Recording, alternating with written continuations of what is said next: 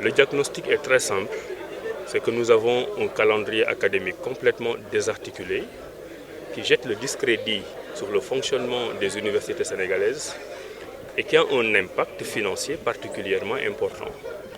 Le Sénégal est en train pratiquement de jeter de l'argent à la poubelle à cause du chevauchement des années académiques.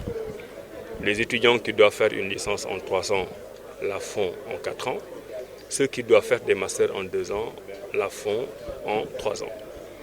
Et tout cela constitue un bloc de dépenses particulièrement importantes que le Sénégal pourrait rationaliser et injecter dans l'enseignement supérieur.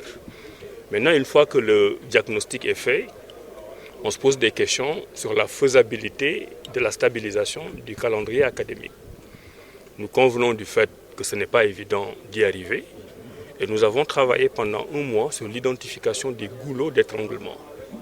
À chaque fois qu'on nous a dit que c'était impossible, nous avons essayé de voir où sont les difficultés, les déminer, proposer des solutions alternatives et soumettre des termes de référence à cette belle équipe qui est ici et qui va y travailler. Alors, il y a un certain nombre de problèmes, mais derrière tous ces problèmes, il y a effectivement des solutions. Après avoir travaillé sur l'impact financier, j'en ai parlé tout à l'heure, nous allons rapidement nous attaquer au délai d'orientation des étudiants. C'est le premier problème. Nous nous sommes dit sur quel levier il faut appuyer pour arriver à orienter les étudiants 1 mois et demi au plus après l'obtention de leur bac. Une fois que cette question est réglée, il y a le problème du logiciel que nous utilisons depuis quelques années, Campus N, qui a déjà fait ses preuves, mais qui doit être challengé sur un certain nombre de préoccupations. Une fois qu'on a réussi à faire ça, et qu'on s'est dit on va ouvrir l'année au mois d'octobre, il faut aussi régler le problème des chevauchements des différentes années. Les bacheliers de 2023 viennent à peine de démarrer leurs cours. Il y a des bacheliers de 2022 qui sont encore en première année à l'université. C'est une anomalie.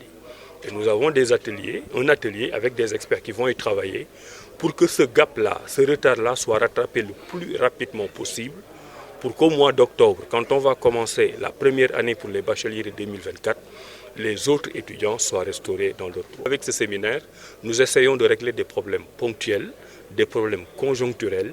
On est sur le court terme et si tout se passe bien, tous les résultats qu'on aura ici seront appliqués à partir du mois d'octobre.